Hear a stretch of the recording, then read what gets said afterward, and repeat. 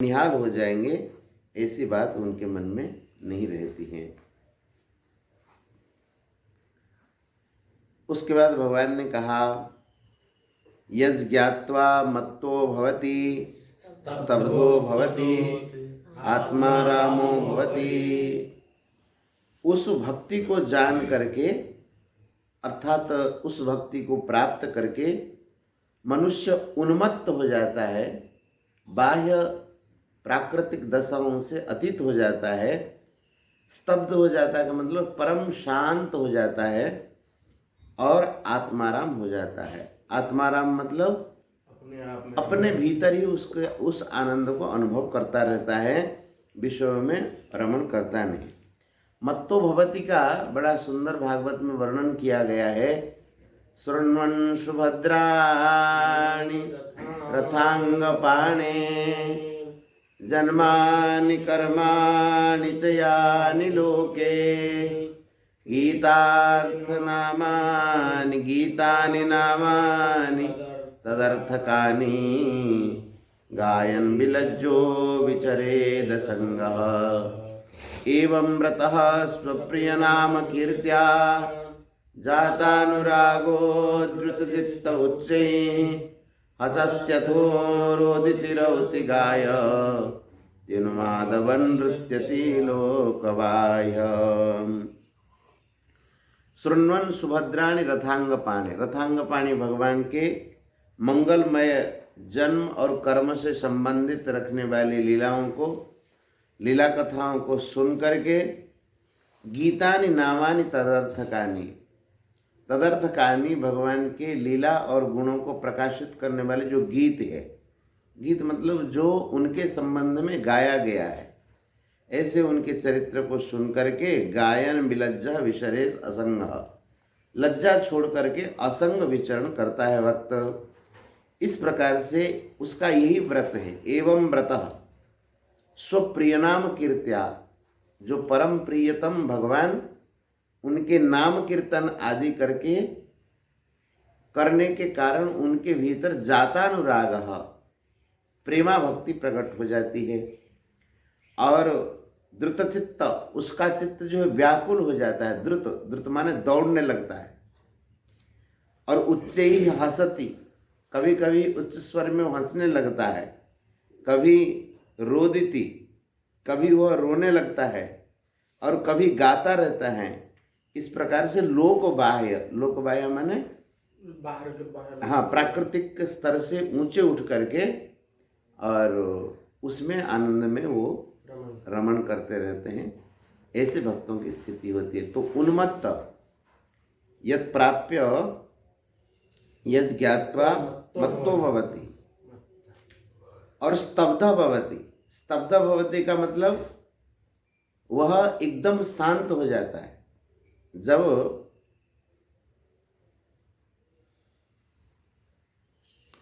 रामायण में कहा गया है कि जब सुतीक्ष्ण जी भगवान का दर्शन करते हैं तो उनकी कैसी स्थिति होती है। मुनि मग मांझ अचल होई ऐसा, रास्ते में ही भगवत दर्शन करके, भगवान श्री रघुनंदन जी का दर्शन करके मुनि ऐसे अचल हो गए, पुलक शरीर पनस फल जैसा। पनस कहते कटहल को, जैसे पनस हो, पनस कैसा होता है, उसमें कांटे कांटे होते हैं। तो मुनि ऐसे ही स्थिर हो गए मार्ग में, उनका शरीर रोमांच हो आया। पुलक शरीर पनस फल जैसा, जैसे कटहल के कांटे हैं, उसी प्रकार से उनका शरीर रोमांच हो आया। एकदम स्तब्ध होकर के उसमें मग्न हो गए। इस प्रकार से बताया गया है कि जो भगवत भक्ति में रमण करते हैं वे इस प्रकार से स्तब्ध हो जाते हैं और आत्माराम भवति। आत्माराम भवति माने कभी भी उनका मन विषयों में रमण करता नहीं। यहाँ तक ये भक्ति के दो प्रकार के लक्षणों का वर्णन किया गया है। कौन कौन से? एक स्वरूप लक्षण, एक तटस्थ लक्षण। अभी तक भक्ति के स्वरूपों का ही वर्णन किया जा रहा था। भक्ति के जो स्वरूप लक्षण हैं उसमें क्या कहा था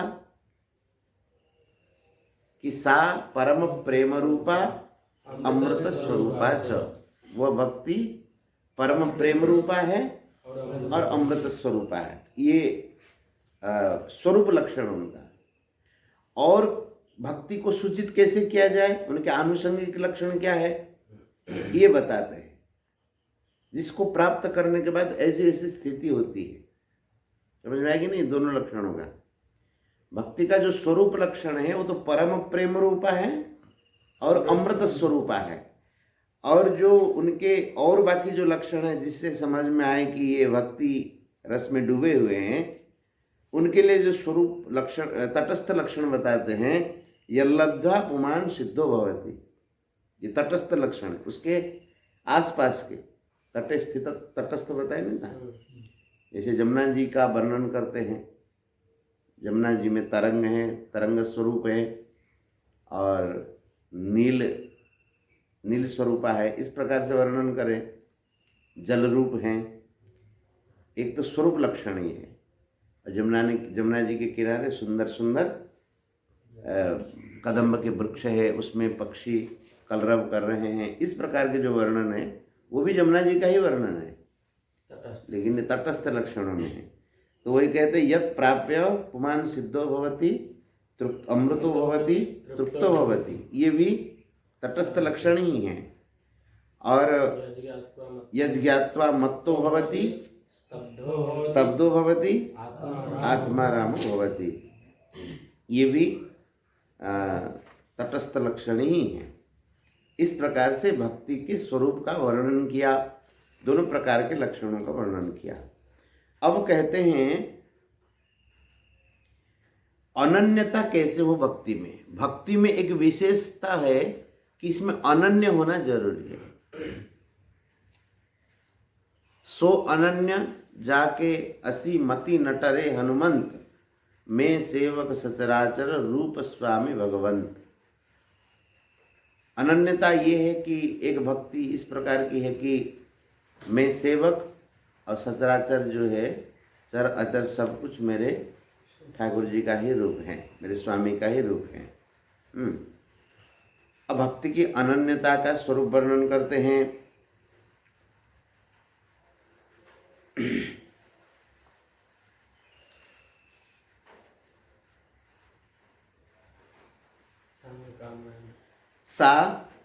सा न कामयमाना निरोध रूपत्वात्, वह भक्ति जो प्रेमा भक्ति सा न कामयमाना, वो कामनाओं से युक्त नहीं।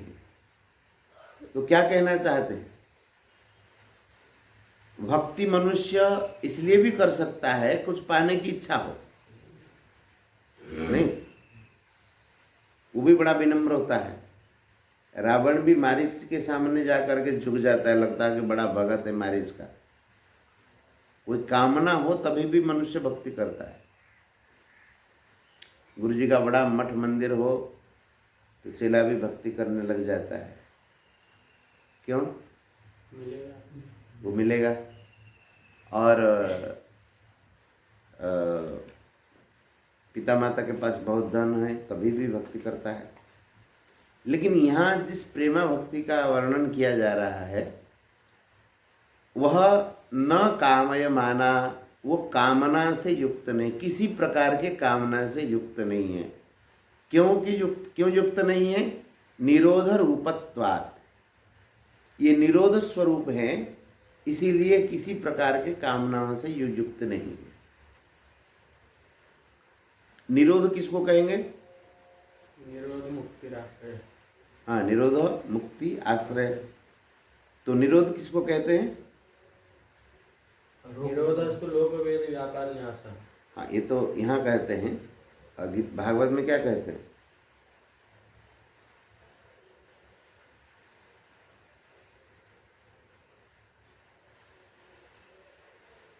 याद नहीं? पुस्तक है।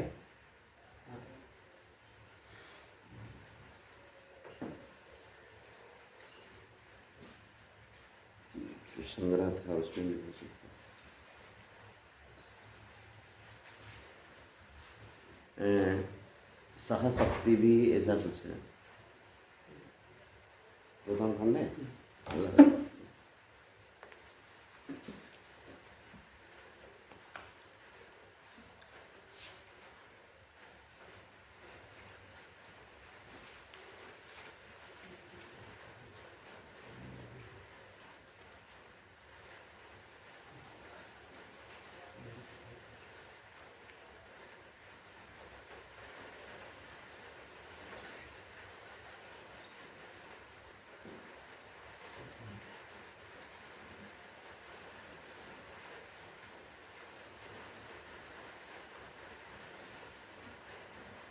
निरोधो स्यानुशयान आत्मान सह शक्ति भी मुक्तिरहित्वा अन्यथा रूपम स्वरूपेण व्यवस्थिति।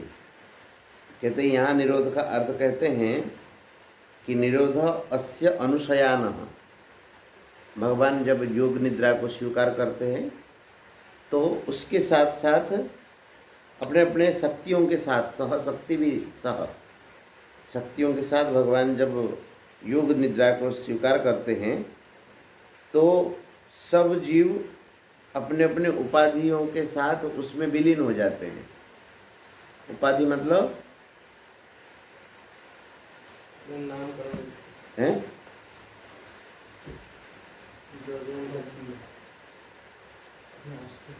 हैं? उपाधि उससे कहते हैं कि जैसे हम अपनी उपाधि को स्वीकार कर रखे, नाम रूप आदि ये सब उपाधि जो नहीं हो और उसको जुड़ा जाए, नाम के पीछे जोड़ देते। नाम के पीछे जोड़ देते। नाम भी एक उपाधि है, जीव का वह स्वरूप नहीं है, उसके साथ जुड़ा गया, अमुक का नाम अमुक।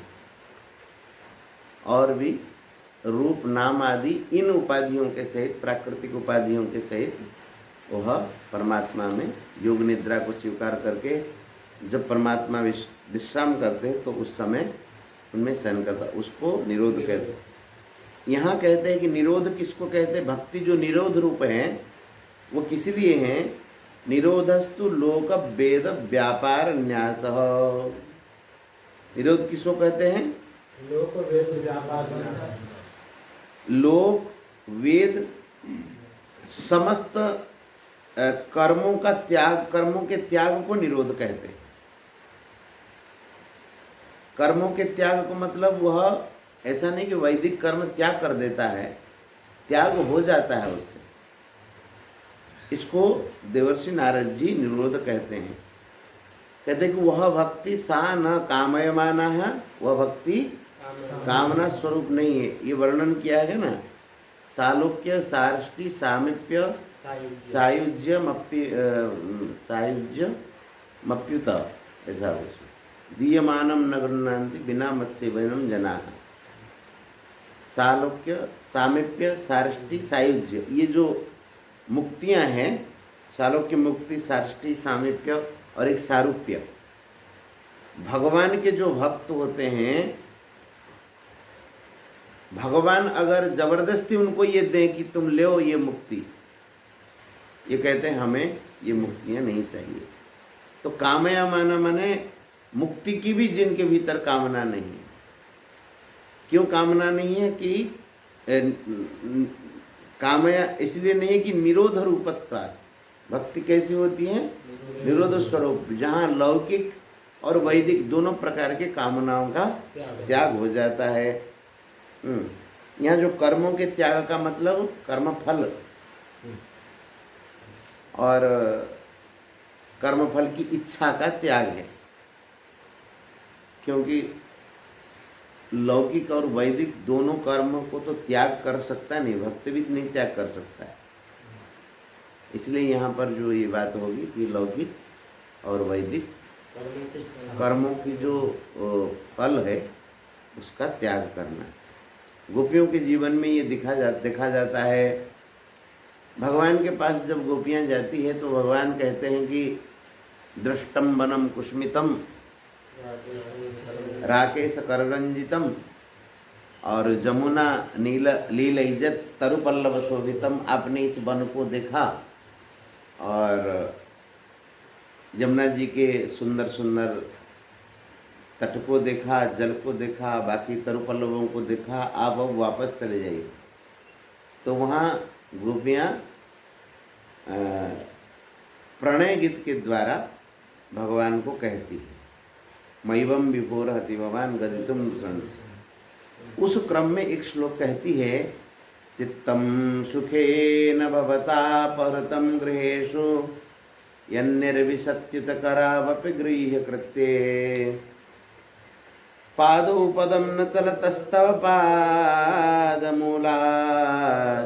यामः कथं व्रजमथो करवाम किंबाम। चित्तम सुखेन, सुखपूर्वक हमारा जो चित्त घर के कार्य में लगा हुआ था, गृहेषु भवता अपहृतम, ऐसे चित्त को आपने अपहरण कर लिया। अर्थात घर के काम में हम लगी हुई थी, आपने चित्त को अपहरण किया। हमारे सारे अंग प्रत्यंग घर के काम में लगे हुए थे और आपने उनको अपने और खींच लिया। इसलिए पादौ पदम न चलतस्तव पादमूलात्, तव पादमूलात्, आपके चरण कमलों को छोड़ करके पादमूल से, पादौ हमारे जो चरण हैं, हमारे जो पैर, पदम न चलता, एक पैर भी पीछे नहीं हट सकते हैं। और यामः कथम ब्रजम, हम कैसे ब्रज में जाएं और ब्रज में जा करके करें भी क्या करें। ये गोपियों के निरोध है। लौकिक और वैदिक समस्त कर्मों के फलों को त्याग किया है और कर्मों को भी। इस प्रकार से अब कहते हैं, तस्मिन् अनन्यता तद विरोधीषु उदासीनता, भगवान में अनन्यता हो और उसके जो विरोधी है, विरोधी माने भगवत भक्ति के जो विरोधी है उससे द्वेष नहीं, उदासीनता। उदासीनता, देखो उदासीन होने में और द्वेष होने में फर्क है, बताया था ना। उदासीनता में और द्वेष में क्या फर्क है? उदासीनता में इसमें उसमें से ऊपर ऊपर उठ जाता है, उपेक्षा कर लेता है उसको, और द्वेष में उसके साथ लगाव रहता है उसका। द्वेष में विरोध करता है, अब विरोध नहीं करता है भगत। भगवान में अपने प्रियतम में अनन्यता, तस्मिन् अनन्यता, और तद विरोधीषु आनुकूलस्य संकल्प प्रातिकूलस्य वर्जनम। भगवत अनुकूल, भगवत भक्ति के जो अनुकूल है उसका संकल्प हो और उसके जो प्रातिकूल है, देखो भक्त के लिए भी एक अलग शास्त्र है। वो किस प्रकार से चलता है कि जो भगवत भक्ति के अनुकूल है उसका संकल्प करता है और उसके जो विरोधी है उनका त्याग कर देता है। लेकिन इसमें यह है कि द्वेष नहीं करता है, इसमें उदासीन हो जाता है। हमें कोई प्रयोजन नहीं, हमारा तो एक से ही काम है। तो इस प्रकार से इसको भी निरोधी कहते हैं। तस्मिन् अनन्यता तद विरोधीषु उदासीनता। कहते क्या वो अनन्यता किससे कहते हैं? भगवान कहते हैं अन्याश्रयाणाम त्यागो अनन्यता, दूसरों के आश्रय का जो त्याग है उसको अनन्यता कहते हैं। इसी को भगवान ने कहा कि सर्वधर्मान परित्यज्य माम एकम शरणं व्रज, अनन्य चेता सततम यो माम स्मरति नित्यशः तस्याहं सुलभ पार्थ नित्ययुक्तस्य योगिनः।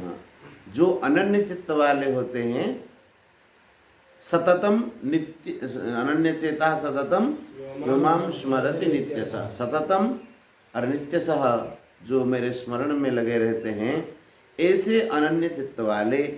तो अन्याश्रयाणाम त्याग अनन्यता। अनन्यता किसको कहेंगे?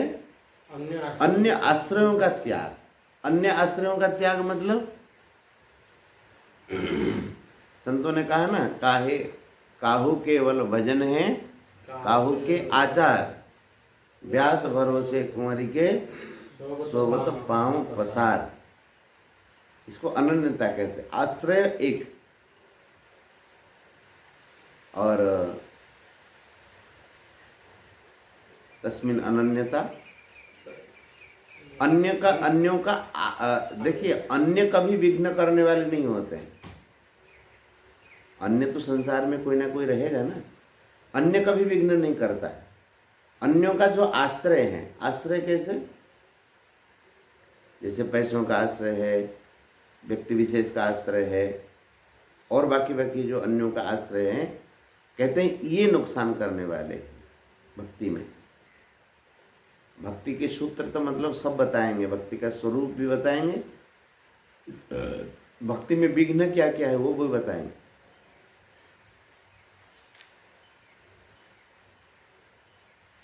तो अनन्यता किससे कहेंगे? अन्याश्रयाणाम त्याग अनन्यता। कई जगह आया ना कि पतिव्रता, जो उत्तम कोटि की पतिव्रता होती है, उनके ये लक्षण है, उत्तम के अस बस मन माही, सपने हो आन पुरुष जग नाही। उत्तम पतिव्रता का ये लक्षण है कि स्वप्न में भी कोई अन्य पुरुष है ही नहीं संसार में। तो अन्य पुरुष नहीं है तो अनन्यता अपने आप में हो गई ना। और जब पार्वती जी के पास जाते हैं सप्तऋषि परीक्षा लेने के लिए, उस समय पार्वती जी भी यही कहती है, जन्म कोटि लगी रगर हमारी, बरहु शंभु न तरहु कुंवारी, तजहु न नारद कर उपदेशु, आप कहे सतबार महेशु। तो इस प्रकार से ये अनन्यता का भाव होना बहुत आवश्यक है। उनमें ही अनन्यता हो, अन्य आश्रयों का त्याग हो जाए।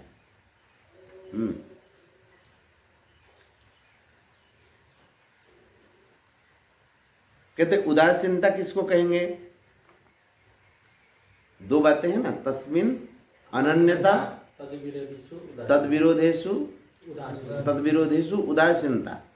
अनन्यता का अर्थ बता दिया कि अन्याश्रयाणाम त्याग अनन्यता, अन्य आश्रयों का त्यागी अनन्यता। अब कहते हैं कि उदासीनता किससे कहते हैं?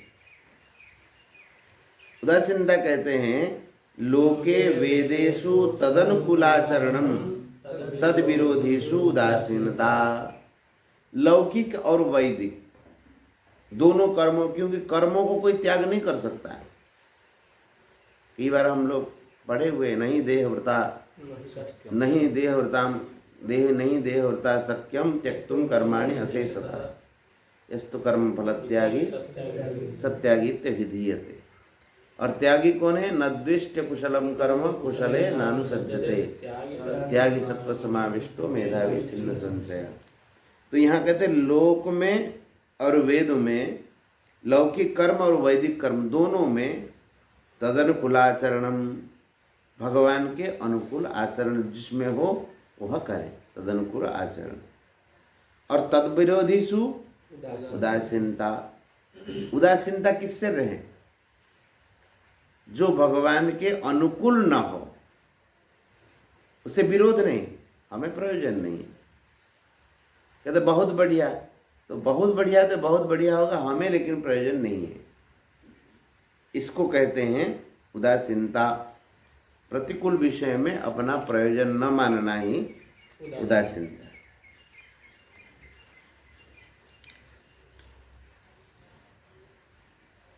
हम लोग चर्चा किए थे ना कि संन्यास और त्याग के विषय में जब अर्जुन ने प्रश्न पूछा, कहाँ पर? संन्यासस्य महाबाहो तत्त्वमिच्छामि वेदितुम त्यागस्य च ऋषिकेश पृथक्केशी निषूदन। जब प्रश्न किया था तो भगवान ने कहा था, काम्यानां कर्मणां न्यासम संन्यासम कवयो विदुः। कर्म जो है कई प्रकार के, नित्य कर्म है, नैमित्तिक कर्म है काम्य कर्म है और निषिद्ध कर्म है। नित्य कर्म कहते ना, नित्य कर्म कर लेते। नित्य कर्म मतलब दिनचर्या में, काम में, रोज व्यवहार में। क्या व्यवहार में?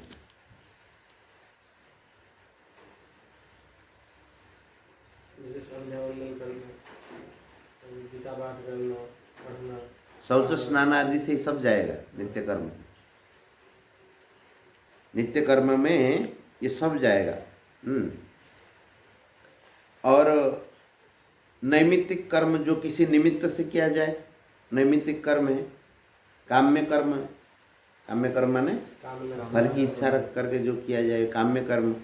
और निषिद्ध कर्म, ठीक है ना। तो ये तो आप लोगों को याद है, निषिद्ध कर्म तो संपूर्ण बंधन कारक है और काम्य कर्म भी बंधन देने वाला ही है, सकाम कर्म भी बंधन देने वाला है। इसीलिए भगवान ने कहा काम्यानाम कर्मणाम न्यासम संन्यासम कभयो विदु। कुछ विद्वान ऐसा कहते हैं काम्य कर्मों को छोड़ दे। लेकिन भगवान क्या कहते हैं? भगवान का क्या भाव है? एतान्यपि तु कर्माणि संगम त्यक्त्वा फलानि च कर्तव्यानिति मे पार्थ निश्चितम मतमुत्तमम। ये भगवान का मत है। बोले कि नित्य नैमित्तिक जो भी लौकिक और वैदिक कर्म हैं ये विधि के अनुसार करें, लेकिन कैसे करें कि फलाशक्ति को छोड़ करके भक्त जो है भगवत समर्पण पूर्वक करे, भगवान के लिए कर्म करे। समझ में आया? जो भगवान के अनुकूल है, चाहे लौकिक कर्म हो चाहे वैदिक कर्म। लौकिक वैदिक में समझ में आता है, लौकिक में जैसे लोकाचार में, और वैदिक जो वेद वर्णित कर्मों को। तो कहते कि उन कर्मों को करें लेकिन उसमें फल की इच्छा न रहे। ये में मतमिदम नित्यम अनुतिष्ठन्ति मानवा श्रद्धावंतो न सूयंतो मुच्यन्ते देवी कर्म भी। भगवान का मत क्या है? क्या मत है भगवान? याद नहीं? मयि सर्वाणि कर्माणि सन्न्यस्याध्यात्म चेतसा निराशीर निर्ममो भूत्वा युद्धस्य विगतस्य। ये में मतमिदम नित्य। ये भगवान का मत, सब कुछ भगवान में समर्पण करके किया जाए, है ना।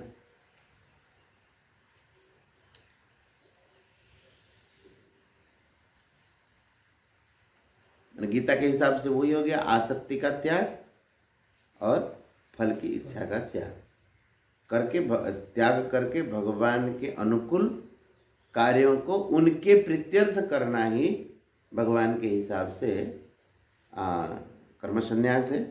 नहीं,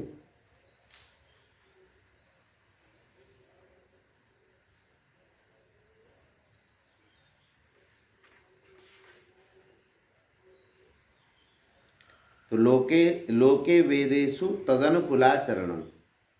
लौकिक कार्य में और वैदिक कार्य में जो भगवान के अनुकूल हो ऐसे कर्मों को करें, और तद विरोधीसु उदासीनता, और उससे जो विरोध हो उससे उदासीन रहेगा कि हमको प्रयोजन नहीं।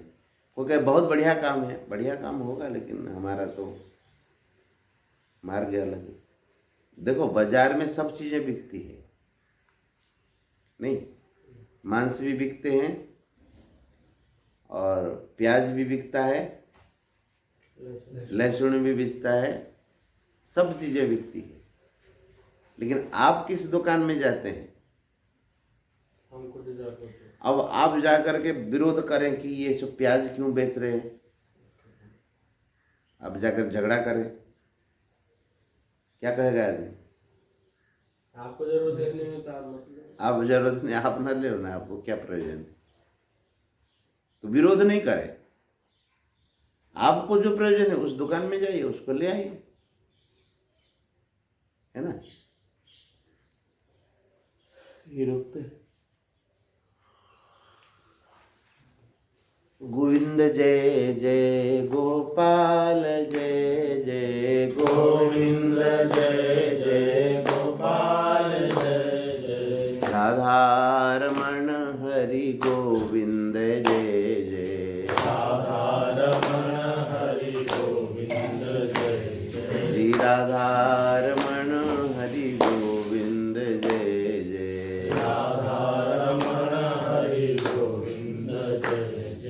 वृंदावन बिहारी लाल की श्री राधा रानी की श्रीमद् भगवद गीता मैया की श्री देवर्षि नारद जी महाराज की नारद भक्ति सूत्र की जय जय श्री राधे।